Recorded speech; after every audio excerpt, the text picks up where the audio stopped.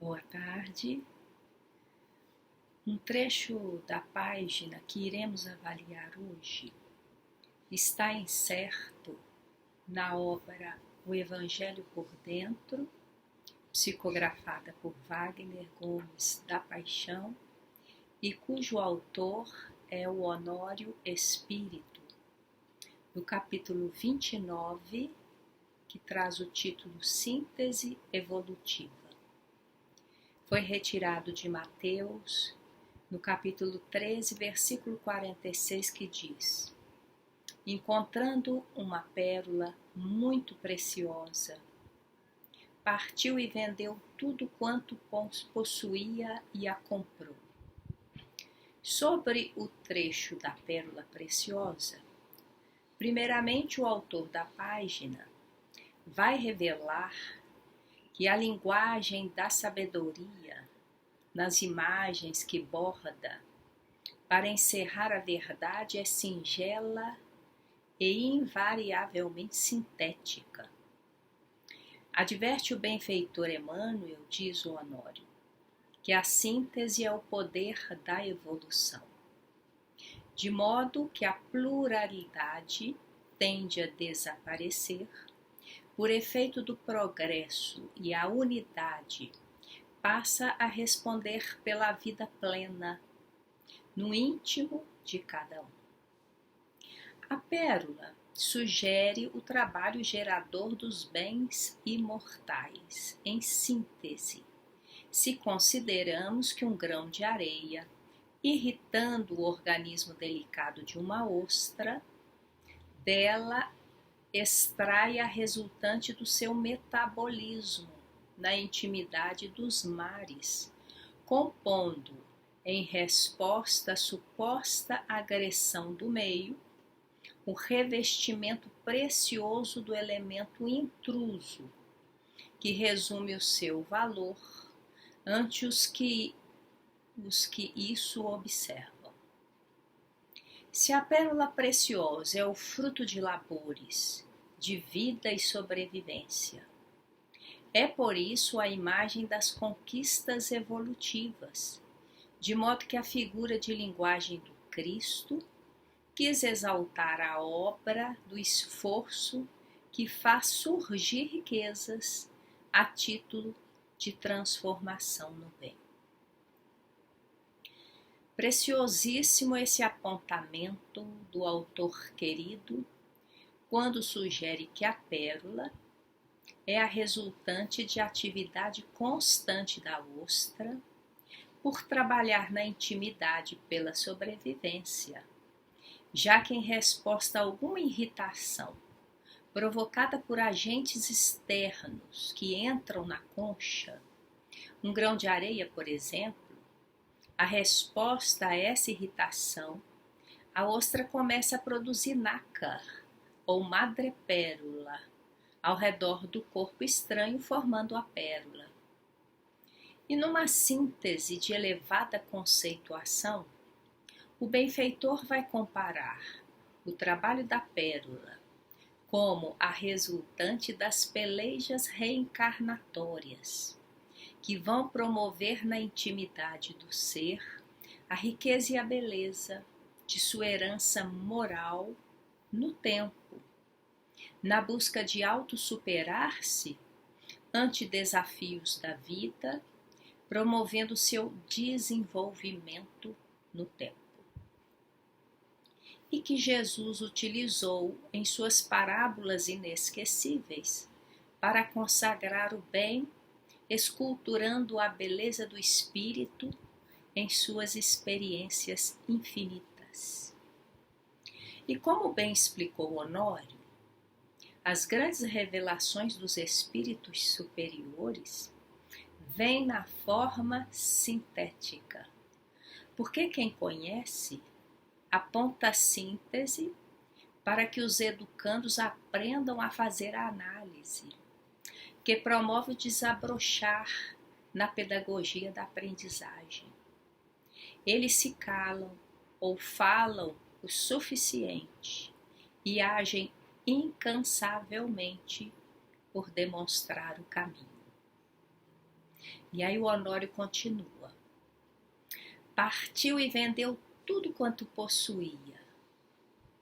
Se vincular-se a um determinismo divino, por efeito de necessidades e desejos no plano augusto da evolução, desvincular-se é imperativo promotor, funcionando por atitude sensata e de crescimento moral, quando se dá por deliberação espontânea e consciente da criatura.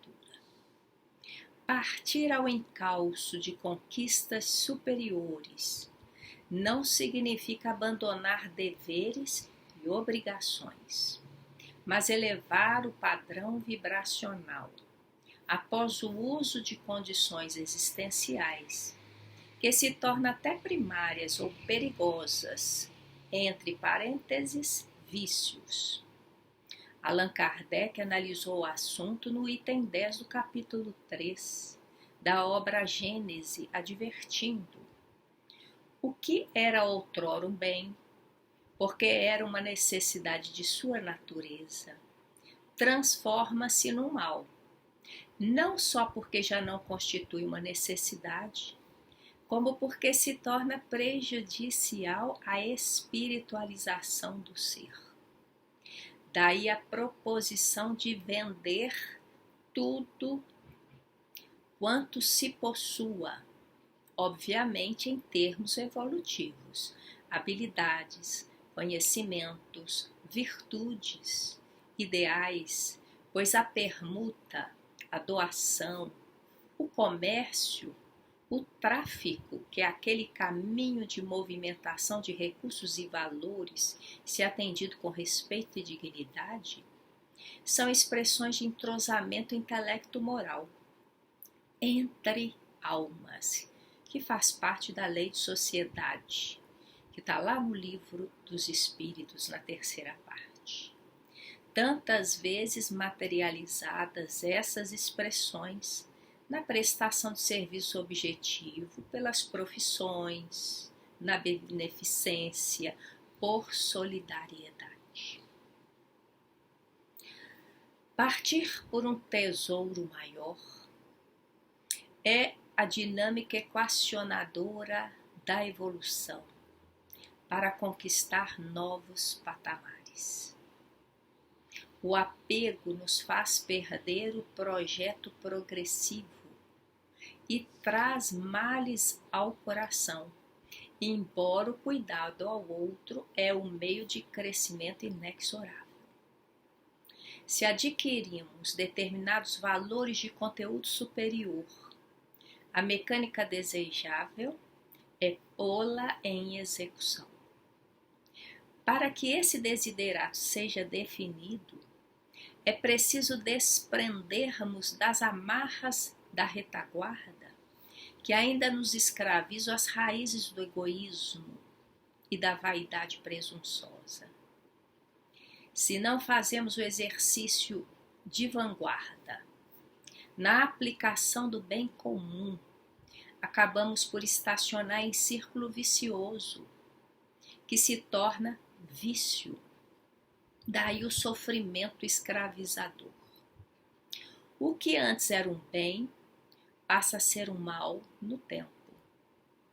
Um exemplo é um indivíduo que não suportava atuar no reduto doméstico, no cumprimento de seus deveres paternais ou de companheirismo, e após as suas desilusões, que o tempo descortinou a sua realidade espiritual, aprende a ser mais caseiro, focado, atendendo às suas mais caras obrigações. Mas no tempo, após concluídos seus mais primordiais compromissos, ele, já livre, podendo fazer um trabalho de auxílio no âmbito mais amplo, social, se ele persiste em permanecer somente portas adentro de seu lar, do seu conforto pessoal, esta mordomia, entre aspas, passa a ser um vício egóico, quando os recursos estão improdutivos, mortos, em detrimento do bem comum que ele já tem condições de oferecer. Atendendo àquilo que vinculamos de conhecimento à frente, temos que desvincular do que já se torna inconsistência em nossas aquisições. Eis a evolução consciente e libertadora.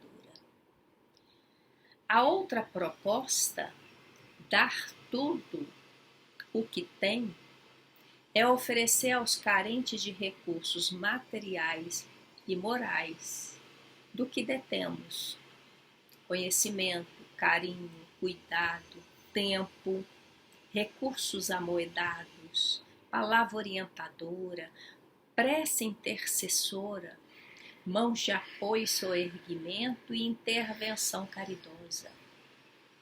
É o tesouro, a pérola, que vamos cumulando na jornada fraternal que o conhecimento espírita nos faz compreender.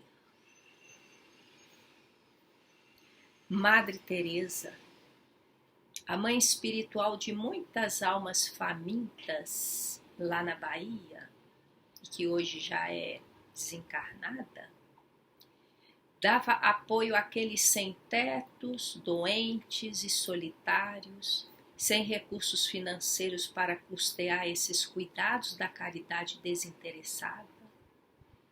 E em suas andanças nas feiras de produtos hortaliços, costumava pedir aos feirantes alimentos para seus pobres.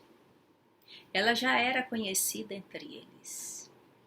Mas ao solicitar a um vendedor o seu óbolo para os necessitados, ela abriu a mão e ele cuspiu nela. Ela calmamente a limpou em sua veste surrada de irmã da caridade e, abrindo novamente a mão com humildade, disse: esta foi para mim, agora dá algo para os meus pobres. Dá o que pensar.